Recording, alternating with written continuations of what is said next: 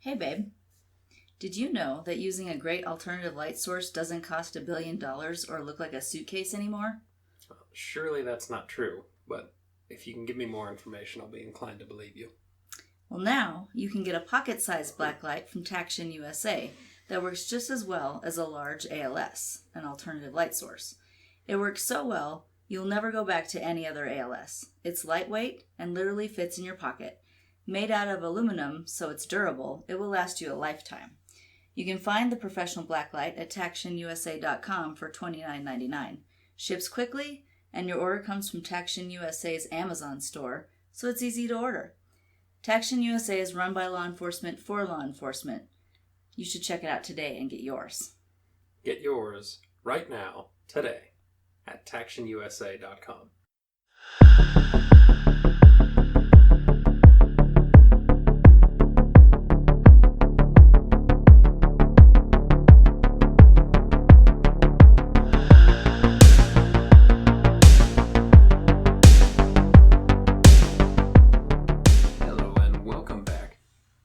To Crossing the Tape. I'm Brendan, and my co-host is Hillary. And we're bringing you part 2 of Murder by Design. Now, yes. When we last left off, who are we talking about? Andrew Cunanan. Gross.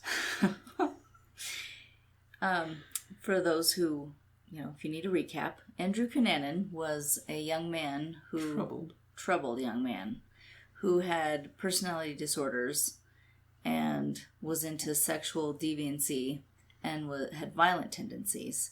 And his favorite thing to do was to attract a wealthy older gentleman. Yes. And basically use them for their cash. Right.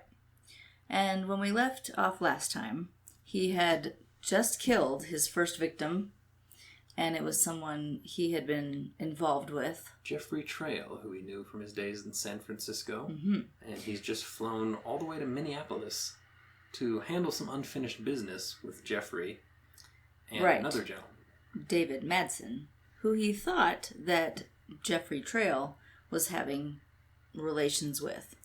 And basically that Jeffrey was stealing Madsen from him. Right. Even though he and Madsen had a long-distance relationship, and he hadn't really had a full relationship with Jeffrey for several years. He just would visit him in Minneapolis from time to time. In his mind, he thought the two... They're going behind his back. Yes. And so he had to take care of business.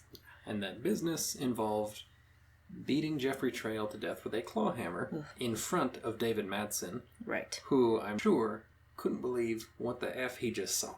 Right. And when Madsen didn't show up to work, a couple of his co-workers went to check on him, and they found Jeffrey Trail's body in Madsen's apartment. Mm-hmm. And that is where we left you last time. And now we're back. Right. So, police were called, and it took them no time to deem the apartment owner, David Madsen, as a person of interest, as well as Andrew Cunanan. Cunanan's bag was left behind, containing documents with his name on them, as well as an empty holster and a box of .40 caliber bullets. An omen. Yes. Cunanan was on the run, with David Madsen in tow. So, what do you think is going to happen to him? Well, first, let me say, Andrew's bag was embossed with his name. So the cops got there and went, who's this bag? Oh, Andrew Cunanan. Right. Whose ID is? Oh, Andrew Cunanan. We should find this guy. But what do I think is going to happen next? Nothing good. Right. You're right. Hey, how about that? Though he was treated like a suspect in Trail's murder, Madsen's family was sure he was held hostage by Andrew. Madsen and Cunanan fled Minneapolis in Madsen's Jeep. Red Jeep. And on May 1st, found themselves at Rush Lake, north of Minneapolis. It was there that Andrew killed his second victim, David Madsen. So his maybe accomplice, apparently Madsen helped roll up Trail's body in the rug, but... Right. He probably felt like he had to. Yeah, we don't know if he did that because he was afraid something was going to come back on him, or because Cunanan had the gun to his head and said, listen, you're going to help me or you're going to be in the other rug. Right. Well, and my thought, too, is because in the last episode we talked about how he had the firearm of Trails, and that was what he killed him with. Years before. He stole it 5 years before. So it's interesting to me that he chose the claw hammer to kill him with. It almost seems like it was a last-minute decision. Yes. Yeah, I don't think Trail's death was premeditated. No, I don't think so either. I think Andrew thought he's going to get some answers about the relationship. Are you two dating? Right. Are you, moving on without me? But apparently it devolved into them hurling insults and then a fist fight. And there was an open toolbox nearby. So it's believed Andrew He just picked it up. Yeah, he saw something, grabbed it, and went to work. But he did, in his bag, apparently, was that Taurus .40 caliber pistol. Right. So, David Madsen was the second victim, and his body was found on the shore of Rush Lake by a passing fisherman. He had a gunshot wound in the back of his head, as well as 2 other gunshot wounds. Do you know what those were? One was somewhere in his back, I believe upper back, and another went through his cheek. So it almost sounds, depending on the sequence of them, right? Like maybe he saw Andrew, if Andrew was, like, say, to his right. So maybe cheek first? Yeah, like if Madsen was driving the Jeep, Andrew pulled it up, fired the one into his cheek as Madsen was trying to turn away, the second one into his back, and then probably on the ground was the fatal shot to the back of the head. The investigation determined the bullet came from a .40 caliber Taurus PT-100, which was Jeffrey Trail's gun. He was only 33 when he was executed. So, 2 people he's killed. Mm-hmm. Both his, alleged former lovers. There's dispute about whether Jeffrey was actually romantically involved. I think Cunanan got very emotionally involved with people, even if it wasn't reciprocated. Right. I think he thought a lot more of an interaction than what actually happened. Yeah, he couldn't just be in love with someone. He had to decide we are in love with each other. And I think it kind of it goes back with his aspirations for a better life. Mm-hmm. So he has to embellish his life. He has to embellish his relationships. He has to make everything a little bit better, quote unquote, than it is in reality. Yeah, everything was, when he was growing up, he would tell big stories about how great he was. And he was always concerned with his appearance and status, so it didn't matter if he had no money in the bank and was coked out of his mind. He wanted to wear a $500 shirt when he went to the bar that night. Right. So Cunanan fled in that Jeep long before Madsen was discovered, and by May 3rd made his way to Chicago. There he came upon 72-year-old Lee, how do you say that last name? Miglin, I believe. Miglin, that's what I was thinking. He was a real estate tycoon. So again, someone with money. Yes. Older guy, money, we don't know. I don't believe there was any indication that there was any romance. No. Or anything prior. No. So Andrew managed to talk his way into Miglin's residence, although it is not believed the two ever crossed paths before. So again, that charm. He's using that charm to manipulate what he wants. He's not the foxiest looking fellow in the hen house. Yeah. But he can manipulate and talk his way into things, even with that antisocial personality disorder. So here, Andrew was most likely trying to obtain a lifeline. Money, clothes, perhaps a place to hide out while his pair of homicides blew over. Nope. And at some point, the conversation evidently wasn't going Andrew's way.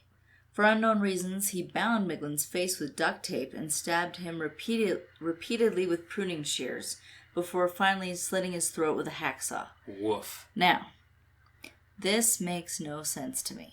Okay, so you got one guy in the midst of a fight, over a heated fight over love, with a hammer. Beaten to death with a hammer. That I can understand a little bit. I mean, next guy. Again, not that I would ever do something like that, obviously. You can see well, I'm not condoning the behavior, but I can understand someone why would be angry enough to do something like that in the heat of the moment. But then he killed Madsen, I think, out of necessity, and it still goes with the love triangle. Necessity for... Because he witnessed Trail's murder. He was the only witness. Right. He was kind of an accomplice, but I'm sure he didn't want any part of this. No. And now they're on the run together. Right. So, and he probably didn't want that. He's going to turn me in. He's a liability. I need this car to get out of town. So he just executed him. I don't understand. Now, I understand him coming upon a stranger. And trying to weasel his way in. Because that's his MO. Yes. But I do not understand all of a sudden duct tape and stabbing with a different... It is a weapon of opportunity, though. Both, yes. Both are weapons of opportunity. Apparently occurred in or near the guy's detached garage. The only thing that makes sense is that it is indicative of that sexual depravity that he had an inclination for. Yeah. That's the only thing I can think of that kind of fits. Right. We know from his younger days, he not only watched a lot of, but starred in some violent pornographic films involving, bondage and torture and that sort of thing. Right. So apparently the way he wrapped the guy's head in duct tape covered his whole head except left a little slit at the nose so the guy could breathe. So he didn't want him to lose consciousness during the torture. Which is it was extra sexual sadism. Right. He wanted him to be awake for the whole thing, but immobilized. Because if he just wanted to kill him, he decided he was going to suffocate him with duct tape, or shoot him, or, just slit his throat, whatever. Yeah. But he prolonged it, bound the guy in a way that you're still going to be alive and present while I do this. See, multiple stabbings with shears, and then finally slicing the throat with a saw.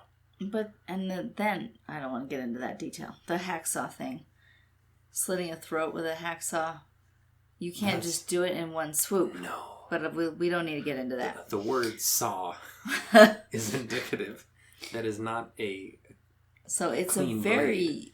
Different, it is so far removed from the other two killings. It to me, it's a little linked to the first one. A little, but there's no reason for this level. No. He wasn't angry at the guy for a past indiscretion. No. He wanted to get what he could out of this guy while he's on the run. Yeah.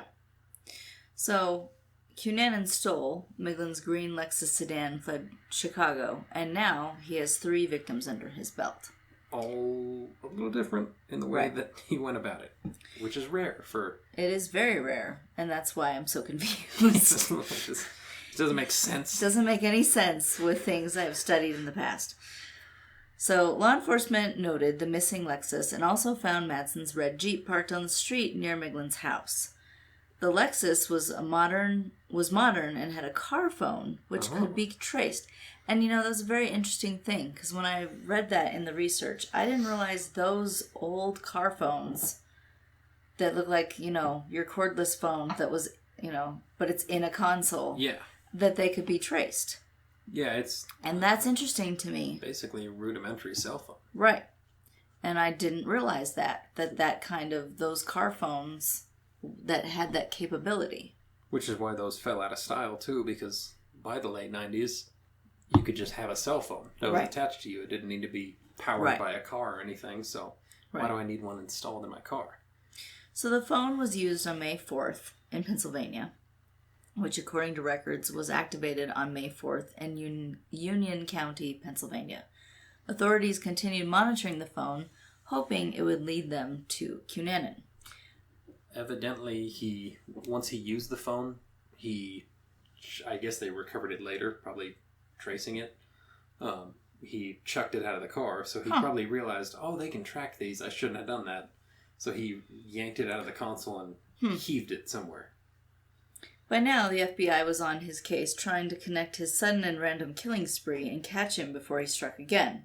The trouble was, Cunanan did not have a clear motive or method to his killing, and he was mobile, with no indication of where he would go next. While Cunanan was on the FBI's top 10 most wanted list, his whereabouts were still a mystery. So that's kind of what you mentioned before in the first episode, that this is one of the only serial or spree, and we'll get into that, the difference between a spree and a serial killer, but the only spree killer who they know who he is. They know he's out there, but we don't have him yet. And he's guess what? today there was another victim of that guy. And he's still out there. Right. And there's still no real clear motives, but we'll get into later. He didn't even really get... what we kind of think. Like a serial killer nickname. No. He wasn't, the San Francisco Slayer or anything. No. He was just... they knew who he was. Yeah. He was Andrew Cunanan. Yeah. And he was just popping up different places, murdering. Right. And I can't imagine the stress of those agents. Jeez. Okay, the first guy was an ex-boyfriend who may have been involved with the second victim. Another ex-boyfriend.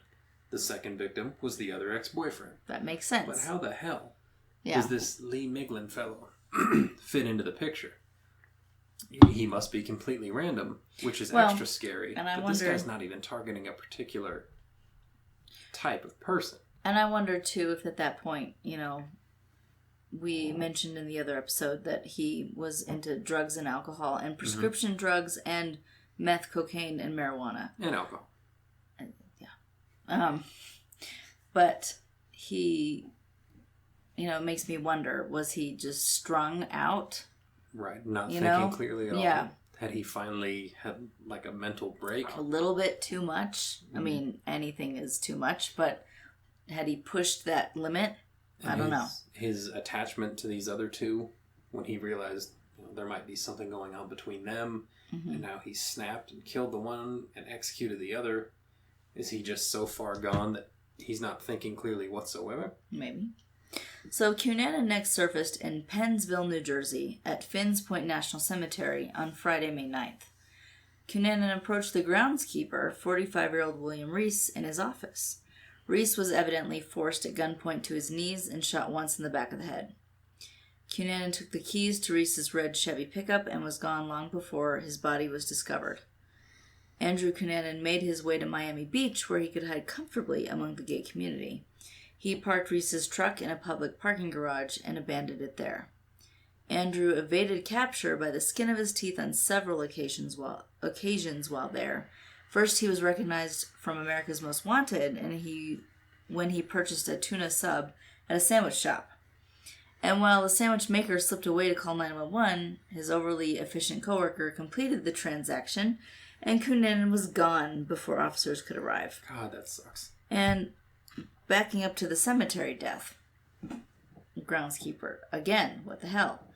Yeah. He's gone back to using the gun, and I guess it was solely for the vehicle, but couldn't he have just stole the vehicle without killing somebody?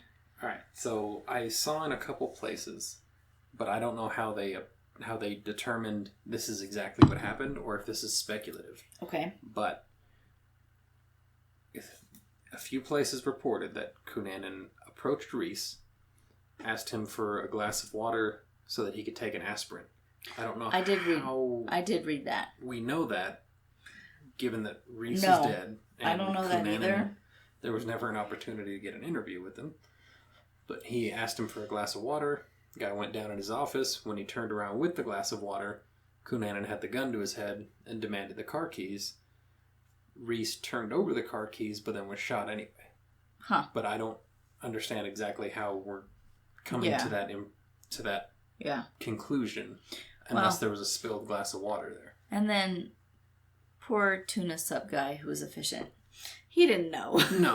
So the one guy makes the sandwich and goes, "Oh my god, I think this is the dude." Yeah. So he calls 911. Right. He tells his buddy, "Hey, watch the front for me for a second." Yeah. Goes back to call, and that guy, "Hey, you told me to watch the front. I rang up the dude. I know. Sandwich. Oh, I would feel awful. I know. If you were the guy that rang him up. I know. We could have had him. Mm-hmm. He could have been got. But he didn't know. Yeah. He said, "Oh, here, let me take care of you. Yep, have a good day. Do you need any napkins, sir? Sir." So next, Cunanan tried to make some quick money by pawning a gold coin he stole from Lee Miglin's home. He provided his real name and address of the hotel he was staying at. Insanity. Which is, He went by phony names before, but I guess he had to provide an actual ID for the pawn. So he just did. How much was that gold coin worth? $200 is the number I saw. Well, $200 back then. It's a decent amount. That would get him a little more time on the run. So, in accordance with Florida law, the pawn shop owner faxed the receipt to the Miami Beach PD right away, and the slip was not checked, unfortunately, until after the death of Cunanan's 5th victim. But before we get there, let's talk about a fellow we mentioned briefly in part 1 of this story. But before we do that, let's hear from ourselves on behalf of one of our sponsors. If you are looking for a career change or to expand your knowledge in an already established one, look no further than the National Investigative Training Academy. The National Investigative Training Academy, or NITA, N-I-T-A, has well over 100 courses with 70 professional development ones alone. NITA is constantly adding to their course catalog, and courses are focused on private investigation and security fields. Whether you would like to become a private investigator or you need continuing education for your investigative or security career, the National Investigative Training Academy is for you. All courses offered are 100% online and do at your own pace. Once completed, you will receive a certificate in that course. Sign up today at investigativeacademy.com. Make sure when you sign up for your courses, you mention we sent you there. We encourage you to get the best investigative and security training possible today. When you sign up, mention our brand ambassador code, BA2367. That's BA2367, and you can find those courses at investigativeacademy.com. Look for links in our show notes as well. And we're back with our story about Andrew Cunanan, and we are on his last victim, who is the high-profile one we promised you. Gianni Versace was born as Giovanni Maria Versace on December 2nd, 1946, in Reggio Calabria, Italy. Calabria. He had a brother. Oh, that's that's a dish. That's another podcast. He had a brother Santo and a sister Donatella. Mm-hmm. They did have another sister, but she died at age 12 of TB. Shame. His mother was a dressmaker, which inspired his interest in fashion. After graduation, he worked in his mother's shop for a little bit, and then that's where he cultivated all his interest in fashion. Mm-hmm. So then he moved to Milan, which is the fashion capital of the world. It is. It's first, and then I think Paris is second. You know, I've been there. No, you haven't. That's true. There he worked with Valention? I'm going to guess. Yeah. We are fashion wizards. If you've ever seen the way we dress. We're pretty dressed up for this episode, actually. But I believe it is Valention, and many other high-profile clothing designers. Versace put on his first fashion show in 1979. He had only been in the business on his own for 1 year, which is crazy that he already had a fashion show, his own, after being in it a year. After just making dresses for a year. He's on the stage. Right. He employed his brother Santo to be his CEO and his sister Donatella, who would become a very high-profile designer later, to be a designer and vice president of the company. And the company was fashionably named Versace. Wow. What else would you call it? Should have called it Gianni's. Now that sounds like a pizza place. It does. Versace has a little bit more elegance. There's a little sting on that. Oh, what's that dress? Versace.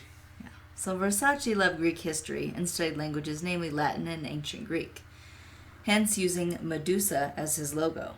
Gianni believed her beauty was such that she would captivate those around her. Which is a little true, but it's not quite the tale. No, not quite. Turning to stone is different than, my God, look at that beautiful woman. Right. I know. But I get what he means.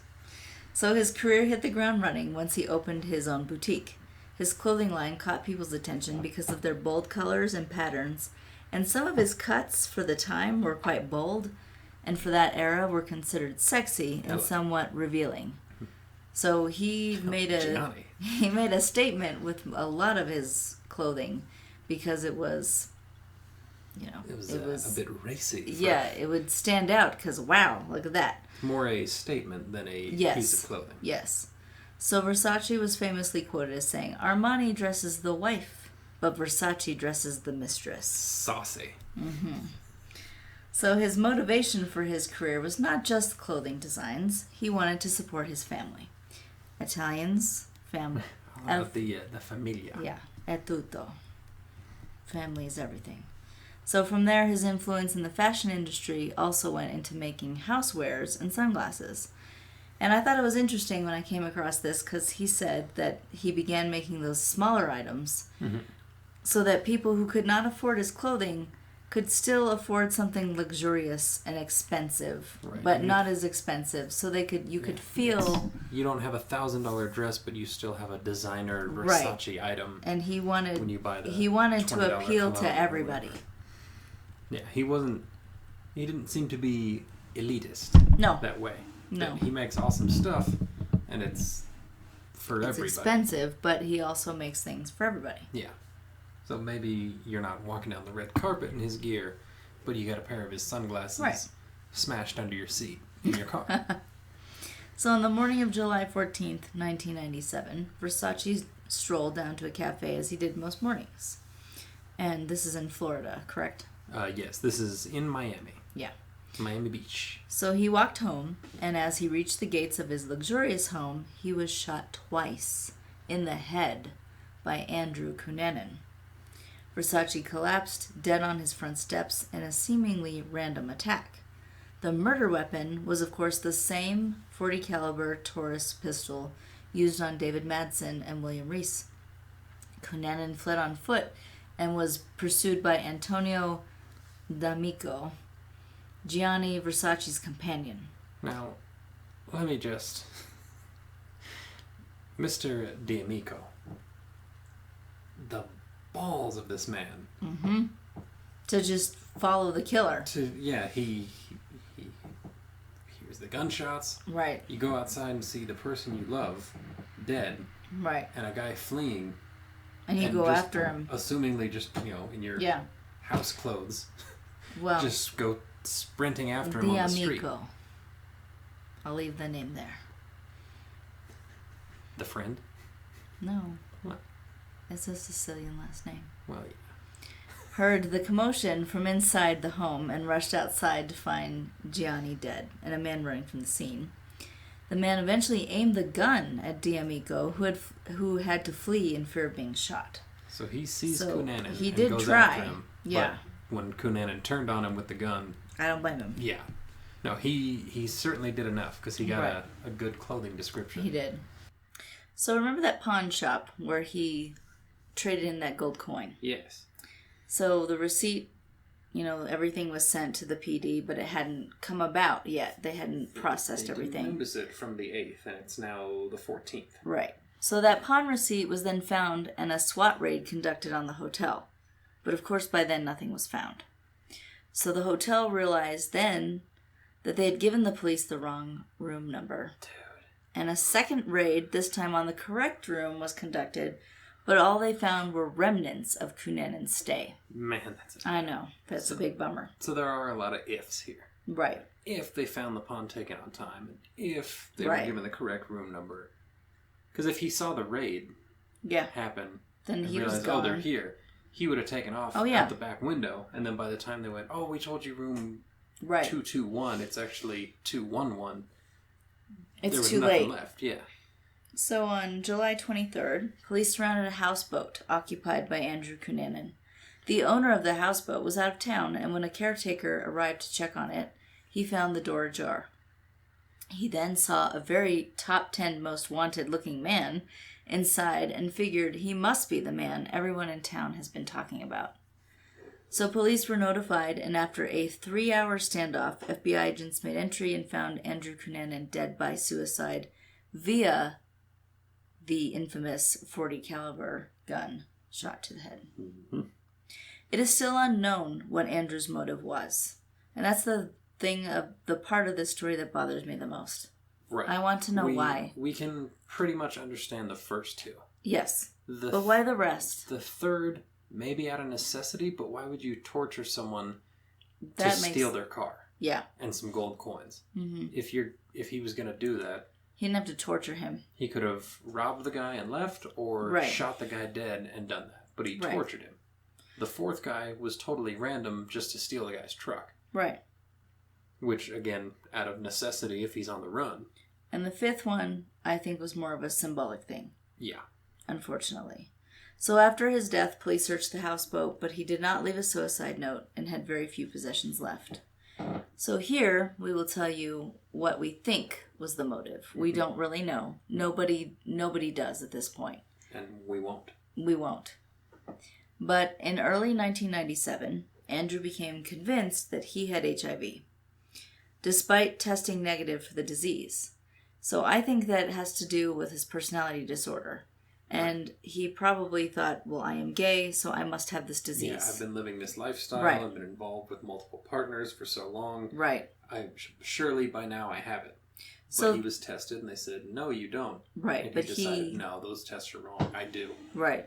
So this negative prognosis was confirmed during his autopsy.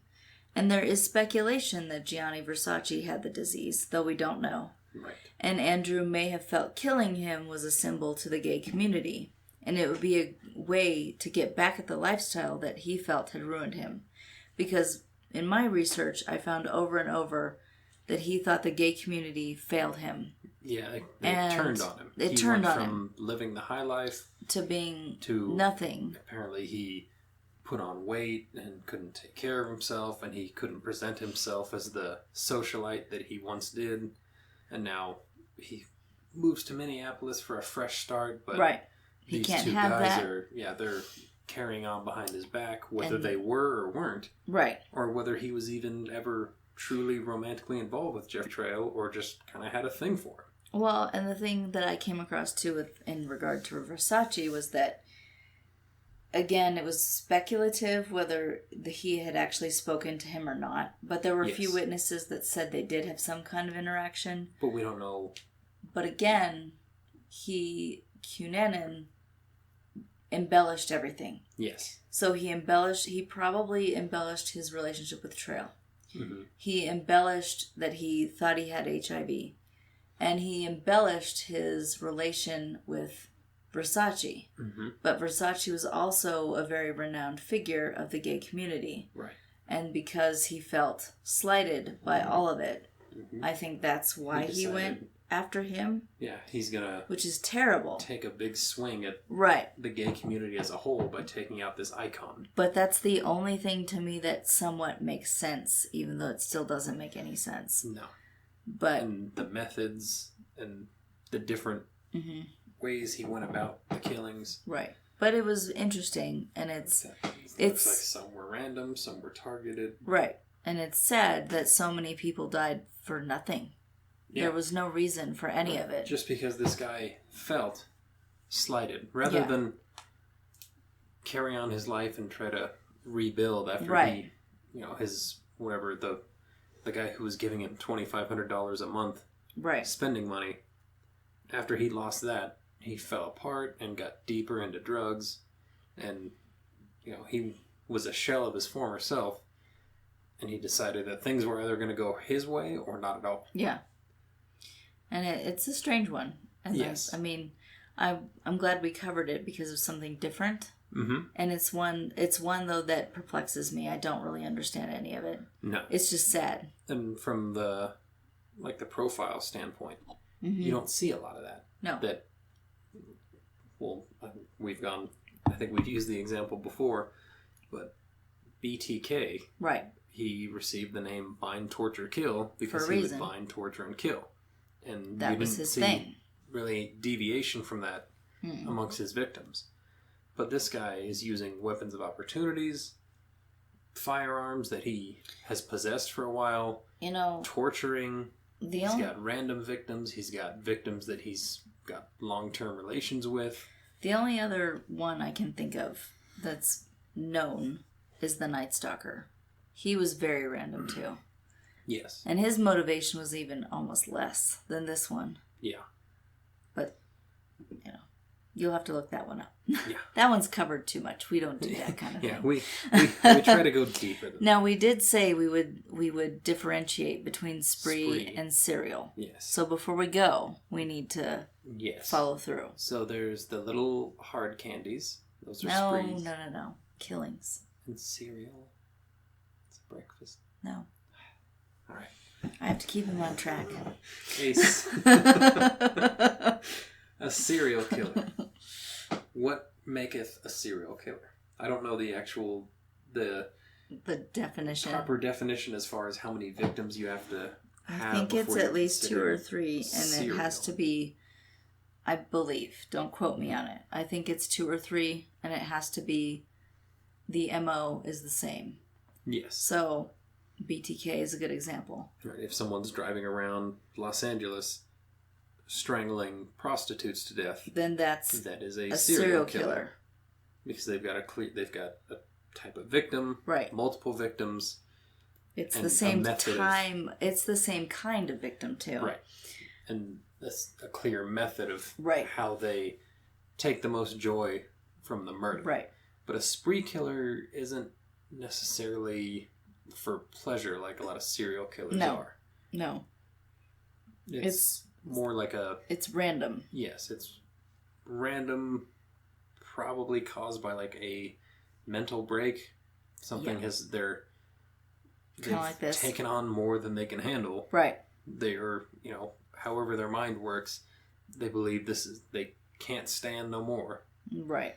And they begin killing either out of passion, necessity, randomness like this. And again, but it's in a clear window of time.